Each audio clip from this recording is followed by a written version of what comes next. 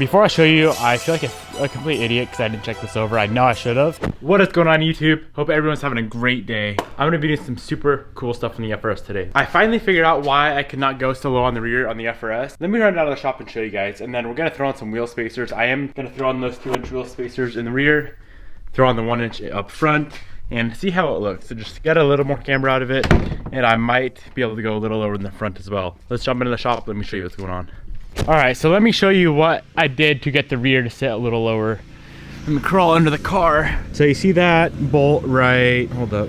That bolt right there, so I had it on the most outer, and when I moved it to the most inner, it allowed the rear to drop a little bit. The reason why that allowed it to drop more is there's a little bar right there on the lower control arm, which is actually hitting the lower shock mount or the lower strut mount when it would air out all the way. So when I moved it in, there's a lot more clearance now, and that allowed it to drop like an inch lower. As you can see, it's an inch lower. No, I'm just playing. That's all the way aired up for now. But like I said earlier, we're gonna throw some wheel spacers on the car and try to get this fitment dialed in.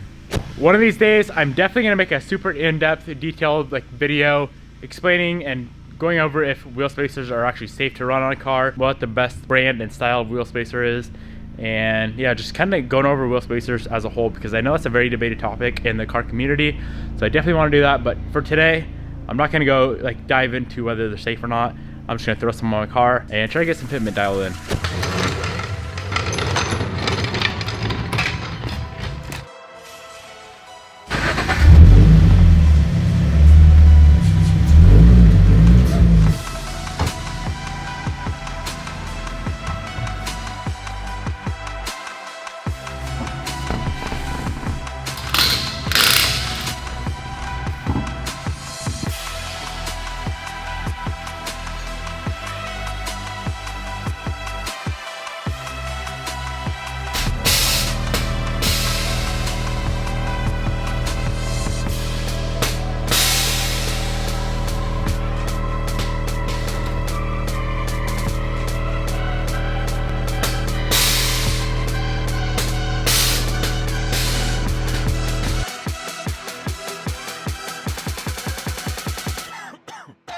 All right guys, let me show you what's going on with the car. So here it is with the 1-inch spacers up front.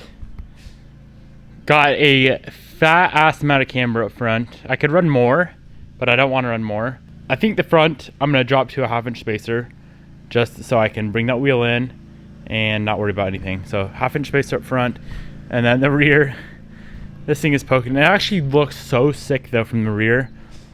Look how much that pokes. But once again, I don't want to run a 2-inch spacer in the rear. So I think I want to run 38 mil, which is 1.5 inches in the rear, or it's about 1.5 inches. And then the fronts I want to run like a 15 millimeter.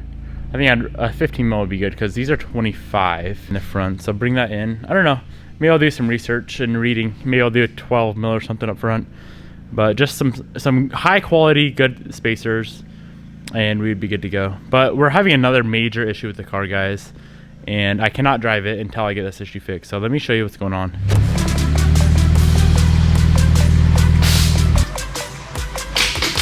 All right, check this out. This is a struggle of super wide wheels, and before I show you, I feel like a complete idiot because I didn't check this over. I know I should have, but it completely slipped my mind. So the issue we're running into is I drove it down the road a little bit and I heard something rubbing, so I came back home immediately, and as you can see, the inside barrel of my wheel was rubbing the bag, and I'm not sure if this is bad enough to replace. It just rubbed some rubber off. I'm definitely going to take a bunch of photos, send this into Airlift Performance or Bag Riders or somebody who's smarter than me about this, and see what they think. Because if that's not bad enough, then, and they think it's never going to leak or have any issues at all, then I won't worry about it. But if they think it could leak in the future, of course I want to replace the bag, like no matter what. And then when I aired out, or tried to air out on these 1-inch spacers, my tire hit right here and cracked the vinyl off, which is not a big deal. I think eventually I'm going to shave this whole lip off this fender just so I can air out farther or better and not worry about it, and then shave a little off right here too. So that'll be coming off anyway, so it's not a big deal. But yeah, I'm really bummed out about this, guys. So once again, learn from my mistakes and do not do this because that's not fun. Always check over like wheel clearances and feel like you can put your hand on the inside and feel, make sure it's not hitting anything. I definitely should have caught that though. What I'm gonna do right now is pull these spacers off and just throw some 5 mil on so I don't keep running into this issue. And then I'm gonna negative camber the bag, positive camber the hub so my wheel stays away from the bags. And then throw the 1 inch back on the rear and probably order some new spacers up.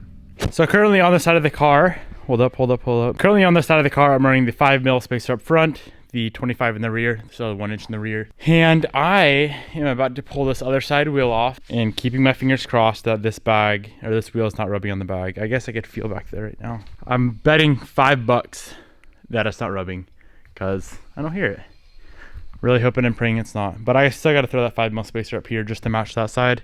And honestly guys, 5 mil is not looking too bad. So when I get on the ground, I'll show it to you guys and see what you guys think. That's how it currently sits with the 5 mil spacer up front. If I could just get this front to drop somehow a 1/2 inch, that's an inch gap right there. If I could get it to drop 1/2 inch to that little lip right there, that would be so freaking epic. Let's try to make this fast. Throw the front wheel back on. I have it off because I was sending photos to airlift and to bag riders to see if it's safe to run that bag. If not, then I'll replace it. For that, we're going to be working on the rear suspension. So this year right now is why I can't air out farther is because the upper control arm is hitting the frame once again. So I'm going to be clearing that out today, and I'm going to be doing it a lot easier than I've done it before. Before I pulled the whole stuff frame out, use the hammer. Today, I'm just going to heat up the frame, get it really hot where the upper control arm is hitting, and then I'll jack the upper control arm up to where it's hitting the frame, and then the weight of the car will push down on the control arm. The control arm will be coming up, and the frame will be super hot right there. So it kind of clears a little nice valley out in the frame, I guess you could say.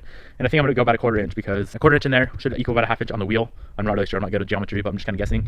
And right now I have an inch gap from the lip to the fender, and I want to get around 1/2 inch. It'd be nice to go all the way, but I can't air out the front anyway. So that's what we're going to be working on today. I have the airbag off the car. The airbag is compressing 2 inches on the car, and when I pull it off, it compresses 2.5. So that means I can go roughly 1/2 inch lower on the car. And this is what's sitting right here. This is the upper control arm. And as you can see where it's all dented right here, that is where I clearanced it out already. So I'm gonna just heat this frame up, push that upper control arm up to where it's hitting the frame, and just mold that frame even farther so I can air out all the way. This here is what I'll be using to torch that frame, get it all heated up, and being able to mold it. So this thing either can cut through metal or just get it super, super hot. I'm aiming to just get it super hot. I don't want to cut no holes in my frame.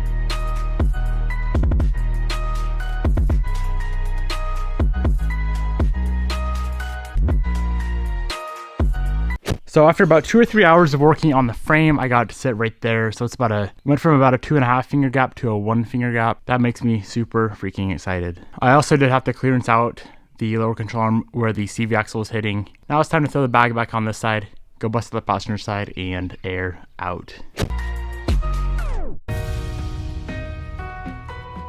So here's how the rear is sitting now. As you can see, it's a lot better. If I have a photo, I'll throw it on the screen so you guys can see the before. The front is a little bit higher than the rear still, so I may mess around with that pretty soon. I'm not really sure. It's like, I don't even know, 1/4 inch higher.